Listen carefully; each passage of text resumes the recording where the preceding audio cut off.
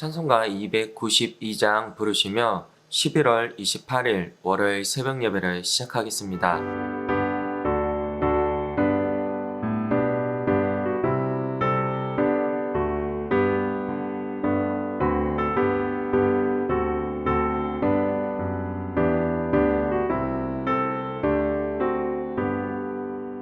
주 없이 살 수 없네 죄인의 구주여 그 귀한 몸의 피로 날 구속하소서 구주의 손으로 흘리신 보혈이 내 소망 나의 위로 내 영광 됩니다. 주 없이 살 수 없네 나 혼자 못서리 힘없고 부족하며 지혜도 없도다 내 주는 나의 생명 또 나의 힘이라 주님을 의지하여 지혜를 얻으리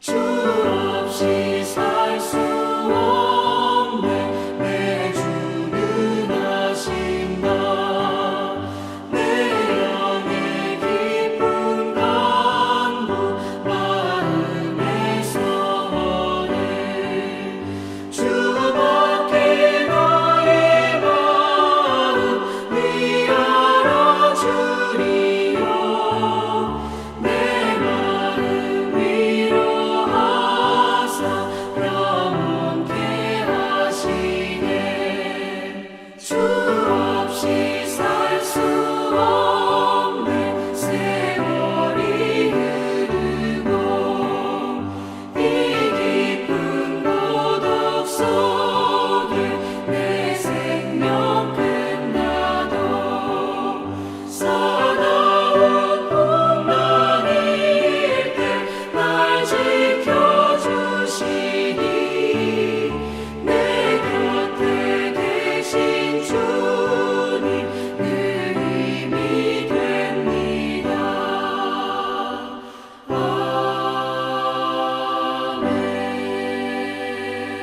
아멘. 기도하겠습니다. 월요일 이른 아침 주님의 얼굴을 바라며 이 새벽을 깨웁니다.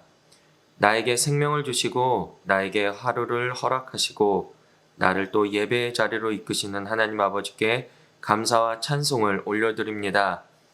이 아침 나를 만나주시고 나에게 친밀한 음성으로 말씀하여 주옵소서.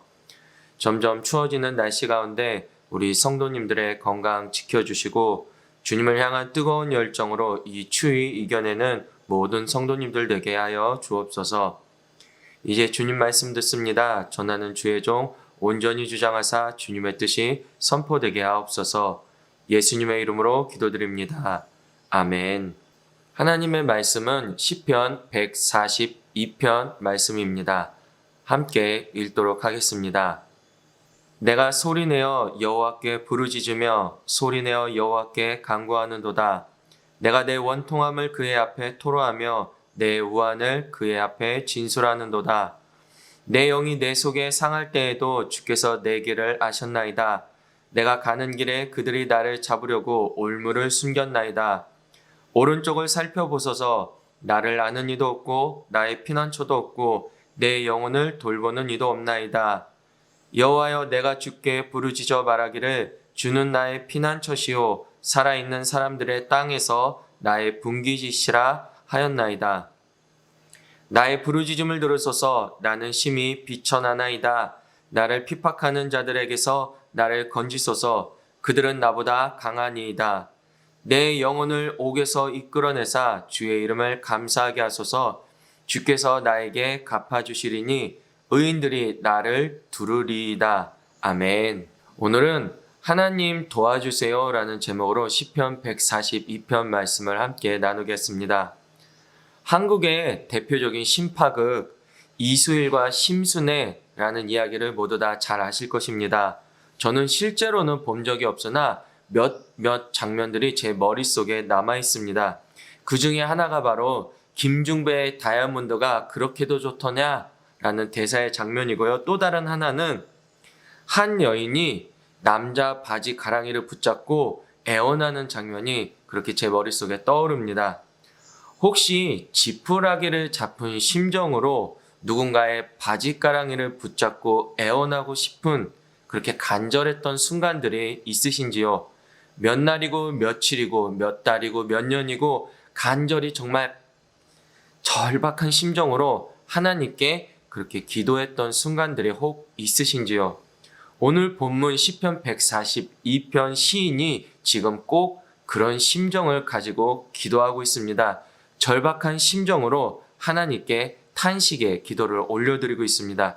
1절을 함께 보실까요? 내가 소리내어 여호와께 부르짖으며 소리내어 여호와께 간구하는도다.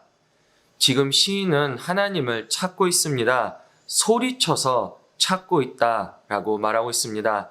하나님 아버지, 은혜 베풀어 주세요. 도와주세요. 제발요. 이렇게 하나님의 도심, 제가 애걸합니다. 저 정말 절박해요. 라고 시인은 이야기하고 있는 것입니다. 계속해서 6절을 함께 보면 나의 부르짖음을 들으소서. 나는 심히 비천하나이다. 나를 핍박하는 자들에게서 나를 건지소서. 그들은 나보다 강하니이다. 시인은 자신이 지금 몹시도 비천한 상태에 빠져 있다라고 말하고 있는데, 여기서 비천한 상태는 아무것도 없어서 죽을 것 같은 상태, 즉 극도의 결핍, 궁핍을 의미합니다. 이것은 희망이 없고 꿈이 없고 이런 차원의 것이 아니라 목숨, 생존과 직결된 궁핍함을 이야기합니다. 마치 시편 42편에서 목마른 사슴이 시냇물을 찾아 헤매일 때 물 한 방울 귀한 그 광야에서 척박한 곳에서 마실 물이 없다라는 것은 곧 죽음을 의미하는 것이죠. 물이 어딨지? 물이 어딨지? 여기서 저기서 이리로 저리로 헤매이며 한 모금, 마실 물 그 한 모금을 찾아 헤매이는 간절함은 살기 위한 발버둥이며 생명을 부지하기 위한 몸부림입니다. 시인은 6절에서 자신의 그런 절박한 상황, 자신의 목숨은 바람 앞에 등불과 같다라고 그렇게 신세를 탄식하고 있는 것이죠. 이런 절체절명 위기의 순간에는 체면이고 뭐 그런 거 없습니다. 내가 지금 물에 빠져 죽고 있는데 저기요, 혹시 시간 좀 되시면 저 좀 도와주시겠습니까? 제가 지금 물에 빠져 죽어가고 있는데 곧 죽을 것 같은데 괜찮으시면 저 시간 조금만 내줘서 저 좀 살려주시겠습니까? 라고 말할 사람이 있을까요? 살려주세요! 와! 여기 사람 있어요! 살려주세요! 오직 살고자 하는 간절한 마음, 그 마음만 있는 그런 비천한 상태에 빠진 사람은 그의 모든 이성도, 감정도, 체면도 그 순간에는 멈춰버리게 됩니다. 얼마 전 봉화에 있는 광산에서 기적적으로 구조된 광부의 기사를 다들 읽어서 아실 것입니다. 10일 정도 칠흑 같은 어둠 속에서 커피 믹스 그 한 봉지로 하루 식사를 대신하며 몇 날 며칠을 버텼다고 합니다. 10일을 이렇게 생존하는 것도 매우 기적적인 일인데 무려 15일 하고도 17시간 만에 구출된 사람의 이야기도 있습니다. 바로 1995년 대한민국을 떠들썩하게 했던 상품백화점 붕괴 사건 때 마지막으로 구조된 사람이 바로 15일 하고도 17시간 만에 구조됐습니다. 당시 최후 생존자 3인으로 불리며 마지막으로 구조된 이들의 이야기가 방송에 한참 화제가 됐습니다. 각각 11일, 13일, 15일 이렇게 생존한 이들 중에 한 분은 지하까지 타고 내려오는, 자신이 있는 그 깊은 곳까지 타고 내려오는 빗물을 담요에 적셔서 그렇게 입술을 죽이며 갈증을 달랬다고 합니다. 당장 목숨이 왔다 갔다 하는데 빗물이면 어떻고 흙먼지가 조금 그 물에 섞였으면 어떻습니까? 그 생존자의 입술을 적셔주었던 극소량의 물, 그 물 한 방울이면 되는 것입니다. 그 가치는 이루 말할 수 없을 정도로 매우 귀중한 것이죠.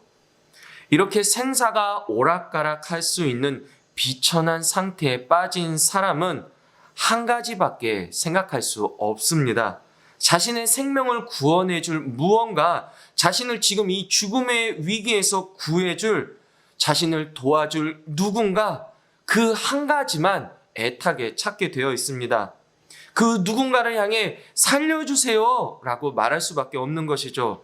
그렇다면 오늘 본문에서 비천한 상태에 빠진 시인은 누구를 찾고 있으며 어디에서 도움을 구하고 있습니까? 시인이 생각하기에 지금 자신이 죽을 위기에 빠진 자신에게 가장 필요한 그 한 가지, 간절한 한 가지가 무엇이라고 고백하고 있습니까? 5절을 함께 보실까요? 여호와여, 내가 주께 부르짖어 말하기를 주는 나의 피난처시요 살아있는 사람들의 땅에서 나의 분기시시라 하였나이다. 아멘. 하나님 살려주세요 라고 시인은 부르짖고 있는 것입니다. 하나님 도와주세요, 시인은 간절히 외치고 있습니다. 굶어 죽기 직전인 사람에게 죽 한 그릇, 그 죽 한 그릇을 간절히 찾듯이, 목마른 사슴이 시냇물을 애타게 찾듯이 시인은 지금 하나님을 간절히 찾고 있는 것입니다. 왜냐하면 시인이 생각하기에 지금 당장 시인에게 가장 필요한 것, 시인이 가장 원하는 것, 자신을 이 죽을 위기에서 구해줄 수 있는 것, 그것은 오직 한 가지, 하나님의 도움, 은혜이기 때문입니다. 하나님만, 오직 하나님만 나의 도움이시며 나를 구원해 주실 것이다. 시인은 이것을 의도적으로 의지를 가지고 생각한 것이 아닙니다. 비천한 상태에 빠진, 극도로 궁핍한 결핍에 빠진 그 위기의 순간, 그것은 시인에게 본능이었습니다. 살고자 하는 본능이었죠. 아무 생각도 판단도 할 수 없는 절체절명 그 위기의 순간, 하나님 살려주세요 라는 비명을 외친 것, 시인의 본능이었습니다. 오랜 시간 동안 시인은 경험했죠. 오늘 본문에서 시인이 맞이하고 있는 이 위기 전에 시인은 이미 수많은 역경과 환난을 겪으며 깨달았을 것입니다. 자신을 도우시는 하나님, 숱한 죽음의 위기에서 자기를 건져내시는 하나님을 시인은 체험했을 것입니다. 그렇게 시인의 본능 속에 자리 잡게 된 것은 바로 나를 도우시는 하나님의 은혜, 그것이 시인의 본능 속에 자리 잡게 된 것이죠. 시인이 이런 본능을 체득할 수 있었던 이유, 이런 사실들을 깨달을 수 있었던 이유, 다른 말로 바꾸어 이야기하면 시인이 이런 믿음을 가질 수 있는 이유, 그것에 대해 살펴보면 7절을 함께 보실까요?